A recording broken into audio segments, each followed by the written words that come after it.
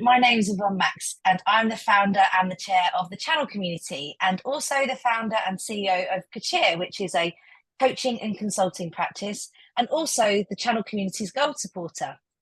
Welcome to the very first episode of the brand new Channel Community podcast.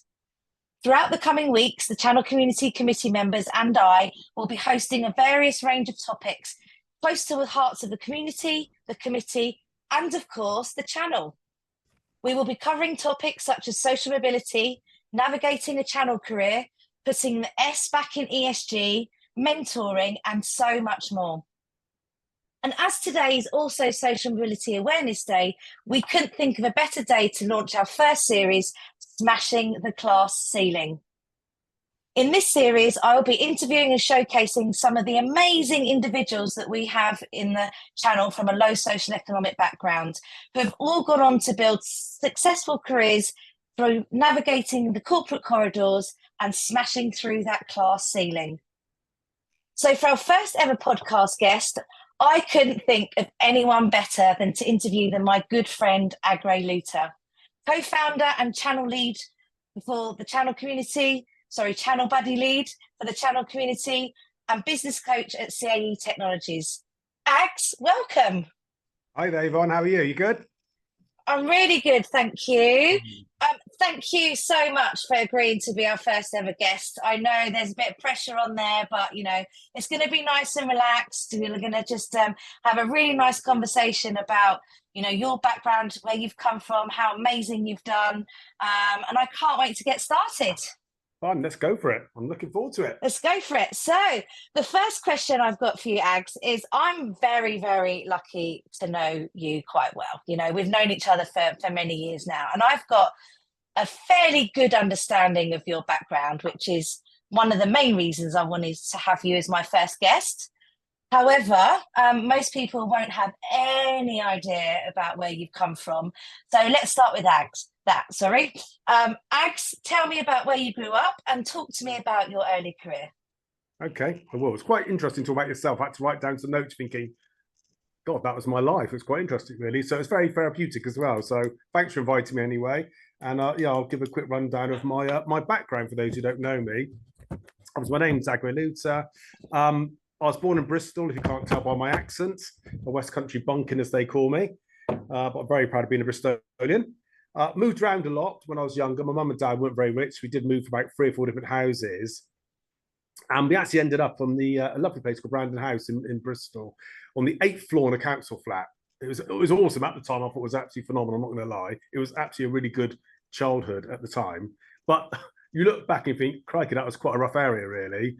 And you may not remember, you're far too young, Yvonne, but in those days, in the early 70s, football violence was quite bad between rival hooligan gangs.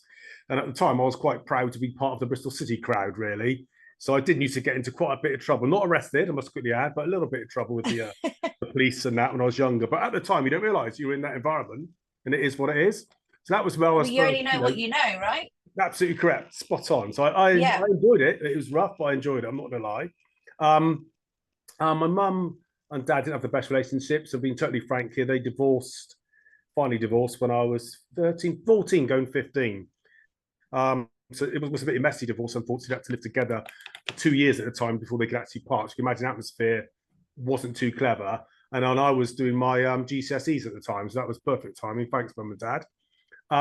So basically, I flunked school completely. That's a classic, classic report, could do better on every report, literally every time. But I did come out a massive 2 GCSEs at the end of it, in spite of everything else. Two C's, granted, they were C's, but I got 2. Brilliant. History and English, of all things. You've got English, so that's a main one. There you go. So what it was interesting, when I finished school, I had to remember turning around to my mates and my mum and sort of saying, I'm never going to study again. I've got my GCSEs, brilliant, done. That's it. However, I then got an apprenticeship straight away after leaving school. It was awesome, in electrical engineering. And that's like a part-time, they called it a sandwich course those days. It was a part-time course. The first year on college for the whole year, then you do a sandwich course between your work and college. So that was brilliant, and I really enjoyed it. So very quickly, so I'll move on to, I know we've got a few other questions here. It's very quick. That was a 4-year apprenticeship. The company went bust into the third year. So I was very fortunate. There's a theme about this, and I'll talk about later on about who you know rather than what you know. And luckily, one of my best mates' dad happened to be the HR manager at British Aerospace, so I got a job there to finish off my apprenticeship, and luckily was allowed to stay on afterwards. So that's my sort of early years, and then we can go on to some other bits more about my life and work later. So you started off in British Aerospace. You've Yep. decided GCSEs weren't for you, but obviously this opportunity arose to have this apprenticeship, which is brilliant. And I think that's when apprenticeships were meant for the working classes, and Awesome. you know, it helped a lot of people, such as myself included, get our first step in the corporate world and on that corporate ladder. But BAE, totally different from tech. So how on earth did you end up from that into the IT channel? Really good question. Yes, I think I've done a talk with you before with the channel community a few weeks back, and it really is that as British Aerospace, they did call it lifers. You go in at 16, you work all your life, you leave at 65, basically. Well, no, 67, but 65 then. And it was great. Again, I enjoyed the apprenticeship, finished off my apprenticeship there. It's great career opportunities, good money for the skill sets we had. But I had no intention of staying there all my life. It's just not going to happen. So bottom line is there was this new thing happened in the early 80s called computers. And I started to think, that sounds like a really interesting career path. So I did a little bit of homework, did a little bit of networking, finding out what skill sets you need, because I had no skills for it. It's a classic thing at the time. I think you had to have a degree in computers and 10 years experience, but be 25 years old. It's just not possible. About the same as today's job specs, I think, as well. Don't think it's moved on. No, it's changed, has it really? No, nothing's changed. That's a really good point. But yeah, so they put it out there. So long story short, I was really determined to move into these computers, and I loved meeting people, loved being out and about. So I applied for a couple of jobs and got one with a company called Star Computers back in the early or mid 80s. And I actually had to take I think I mentioned before, I actually did take a large pay cut, so I was that determined to do a career. So I was on a massive $9,000 at British Aerospace in the early 80s, and I took a job cut down to 6,000 and a company car because there was a career path. So that's the thing I did. And I moved as well. I left Bristol and moved up to Birmingham, which was actually one of the best things I ever did. Met a whole bunch of new friends. I've made friends for life up there, and they're just great.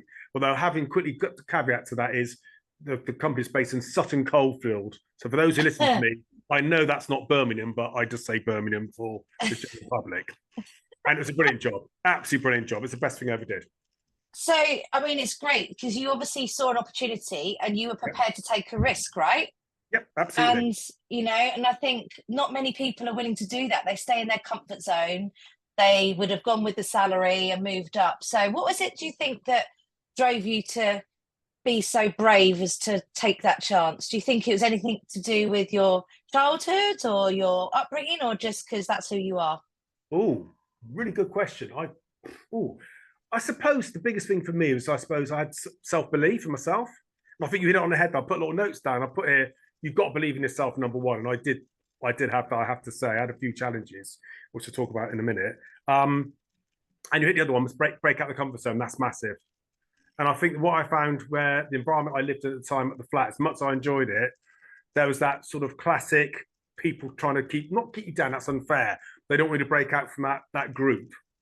So your friends and relatives, all that, saying, well, why do you want to move on? Why you're not happy? You've got a good job, all that normal stuff. Well, I was determined to do something better in my life. So that was definitely the main reason. And there was when I went for a few interviews, I think I mentioned to you before this call, and I don't know if you want to call it racism or prejudice, whatever it may be. I went for an interview and I look back now and in horror thinking, my gracious me. So the guy was interviewing me, last final question, you know, the classic one more question. And it was obviously for a field engineering job. And he turned around to me and said, so if you go on site and the customer basically turns around to you and doesn't want to work with you because of your colour, what are you going to do? And you literally, like, jaw dropped. You know, I thought on my feet and just basically said, well, if he doesn't obviously like me, I'll leave site and escalate to you as the boss. Never got the job, by the way, but it's a very bizarre, it makes you realise how I'd like to think how we've moved on from that Wow. Point. Wow, yeah, I think I'd like to think we've moved on quite a lot from then. But yeah, I think racism was probably the correct term for what that was in terms of experiencing, and definitely conscious bias from their part. But you've obviously gone on to do way better than you would have done there anyway. So everything Yeah, happens for a reason, Ags. I'm sure. it really does. So Sorry, one last thing on that. this You is all right. Yeah, go. the challenges you mentioned, and to me, I mentioned about coming out of a massive 2 GCSEs. They're the biggest thing for me was education. And because I did apprenticeship, I luckily was very fortunate enough to get an apprenticeship. Because I did that, and they make you go to college and do your qualifications, I did fairly well. Then I got up to the next level, HNC, a higher national certificate. And I thought it was too much for me. I thought I'd hit my ceiling.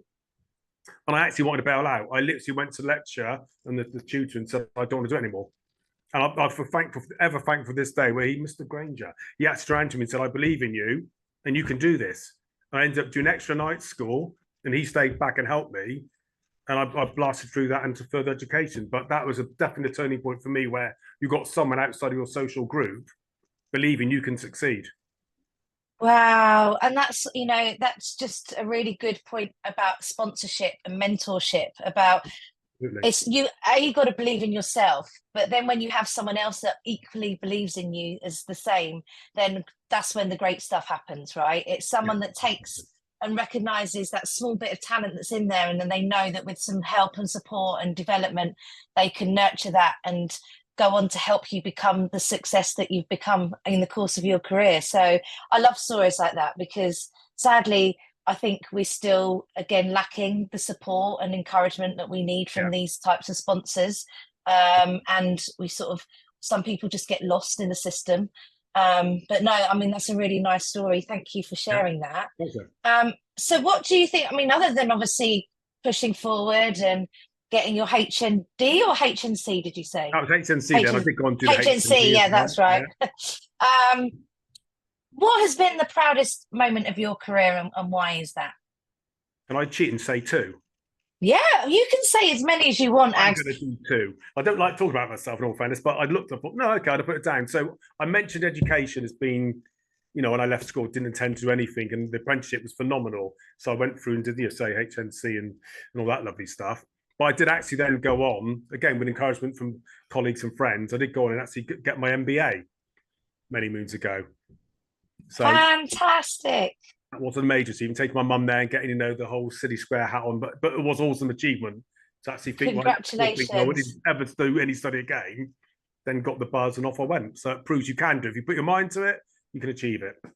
In a nutshell. And what was your like justification or push or desire that got you to do the MBA? Because that's quite a significant step from not wanting to having 2 GCSEs to not wanting to do HNC to then go on to do an MBA.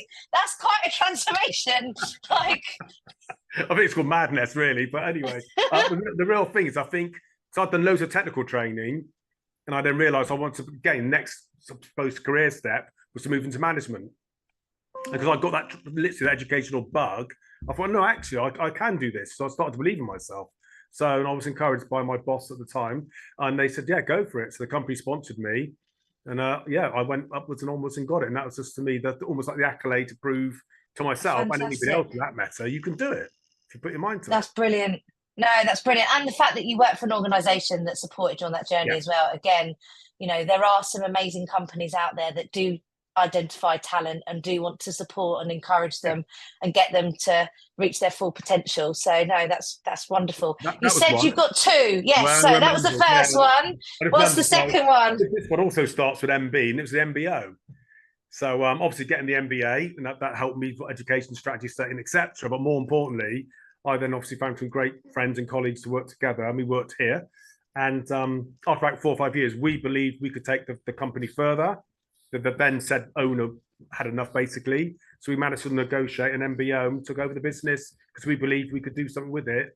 And thankfully, they accepted, and we it's onwards and upwards since then. So that was, I can never imagine I've ever been a business owner that happened. Which is also very stressful. I had a lot of hair at the time, but that's what happens when Oh no, that's incredible. It's like that's proof of your sheer determination and energy, and proof just to keep pushing forward. So no, that's fantastic. Well done. And how do you think, or do you think, because some people think that it's been a positive for them, do you think that coming from a low social economic background has impacted your career in any shape, whether that's positively or negatively? That's a brilliant question. I think there's two elements to that. You're right. From a negative point of view, and I say that with a caveat to it, I suppose where I was living in the environment I was in, I suppose the expectations were quite low. Looking back at the time, I said I had a fantastic time. Don't get me wrong, but now you look back and go, actually, everybody's expectation was, I don't mean that everybody to their own. Everybody's got their own life to take and their own path to take, and I'm not judging. But looking back from myself, expectations were really low. Everybody expects you to settle down and have children by about the age of 18, 19, and then, get a basic job somewhere and survive. And that wasn't me. And I use that analogy, I'm sure you're aware of it, obviously being a coach. It's like the crabs in the bucket. So you've got the crabs in a bucket. There's one crab in a bucket. It will do everything it possibly can to get out the bucket. If there's a bunch of crabs in the bucket, one tries to escape, the rest drag it back down. And that's an analogy I use quite a lot. It's not intentional. Sometimes it's done for the right reasons, but I always remember the crab in the buckets. They will drag you back down to stay in the bucket, not set yourself free. So that's the negative, you could argue, and it is what it is. On the positive side, because you've got the other thing, sorry, you've got no role models. That's a big one, role models. So you need role models out there. My role models at that time were the leaders of the gang. I look back in horror, but they were the big strong guys. You're thinking, I want to be like them and have a few scars. It's mad, but in that environment, that's what you expect to do. But you only know what you know again, don't you? Yeah, absolutely correct. And on the positive side, it's more, I realised I wanted a better quality of life. Especially when I started my apprenticeship and you see other people doing well, you think, and it's not just money, I must add, it's a quality of life in general, whatever that is for you. I wanted to be a success in my life, etc. And that's what drove me and determination to do something better for me. So you could argue that you've got that environment you're in, and I suppose the environment you're in doesn't define who you are. No. Yeah. No, absolutely. And you're testament to that, because, you could either let these situations hold you back and make excuses of why you've not achieved something, or you can take control of your own life and say, where I've come from doesn't dictate where I'm going. And Correct. That's in my past. I'm going to move forward exactly like you've done and created an amazing life for yourself and your family. So fantastic. So knowing what you know now and what you have achieved, what would you go back and say to a younger version of yourself? Younger version of myself. Right. Okay. So I did think a lot about this one, I'm not going to lie. I suppose the simple thing is believe in yourself, number one. And me personally, if I was talking to my younger self, I'd say never settle for second best. That's the other one. And also I mentioned, I think earlier on about, the environment you're in doesn't define you. So just because you are where you are, that's life. Deal with it, move on if you so wish. So that'd be my advice to me. And also the other thing I want to say, it's all about being your authentic self. I wish I'd known the terminology values, what are values, but I understood them earlier. I almost would have got through life a lot quicker, a lot less painful, to be honest with you. So understand what your values are, be authentic, integrity, trustworthiness, all that lovely stuff. And then also network quicker and go for win-win with people. So everybody wins in that discussion. That's the advice I'd give myself when I was younger. If only we knew then what we knew now. So we'd all, I think we'd have all accelerated our careers somewhat, wouldn't we? I was having a conversation with somebody the other day, and one of the things that I've personally felt has been a really strong positive of coming from that type of environment is that you get a great work ethic, drive, and you're very driven to. You have to take ownership of improving yourself because there's no one else there to do it for you. So you're not told what you can't do, but you're not shown the how to do it. Correct. So you don't have anybody to look up to give you the choices or the options of some of the careers that might be out there. So you it takes you twice as long to figure this stuff out because you have to work it all out yourself. So I think, trying to find, to your point, that networking thing, I think that's a great piece of advice, because if young people can tap into a network such as the channel community, where there's a number of individuals they're willing and waiting to offer them support to help them early in their career and help navigate some of this stuff, then do it sooner rather than later, especially a friendly bunch like us, right? Absolutely correct. Yeah, totally agree with you. Spot on. Great summary. And what support and help do you think companies could do to help individuals that are from a low social economic background? Yeah, there's quite a lot. I was thinking, what could we do? If I look over the IT industry specifically, I think the opportunities here are amazing, but we don't advertise it enough. Most certainly don't get school leavers. So, from my perspective, I think the company, the industry, IT specifically, needs to be far more proactive. But talking to the kids when they're younger, and that's all areas, male, female, girls, boys, whatever it may be, they need to be able to do that. So I put little notes down here myself. They need to be more proactive, get to their local schools, because we've got IT industry, IT companies everywhere around the UK, to get to your local schools, educate the kids about the amazing opportunities are within IT. They are. It's fantastic. Look at the careers. We've been very blessed in the careers we've had. It's been amazing, especially from our background. So if we can do it, anybody can do it. Let's be honest here, Yvonne. That's number one. And the other thing is, I think they could do more proactive campaigns to raise the awareness of the career opportunities. So I know all schools normally have career fairs and all this lovely stuff. This industry should get involved, sponsor it, do something. And finally, obviously, we mentioned about the fact I did apprenticeships. I know they're coming back a little bit now. Do more apprenticeships, or better than that, do scholarships. Get companies to sponsor up and coming young people coming through. So that would be awesome. Yeah, I think one of the things I've seen to notice of late, and I don't know whether you've seen this, it might just be me, but apprenticeships were designed to help people like you and I get out of the working classes into jobs, into corporate world. What I seem to see happening quite a lot is that there are still apprenticeships and companies are still offering them, but they seem to be going to people that are very well educated, that have come from a higher social economic background because of the networks that they already have. So we're actually creating a bigger problem for ourselves, is what I see. But that just might be me. What's your thoughts on that? Have you seen this I think with you're the right. exposure that you've had? Yeah, I think you're right there. I think it's back to that getting down to my view. It's getting down to the schools. Because otherwise, you're right. And I know apprenticeships, which I love about apprenticeship, there's no ageism at all. As years gone by, apprenticeship was obviously 16, leave school, go and get apprenticeship, whereas now it's open to anybody, which I think is awesome.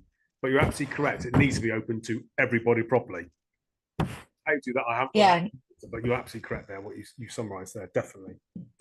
Yeah, no, it's an interesting one. I think one I'm keen to watch out for over the next sort of coming years to see if it improves.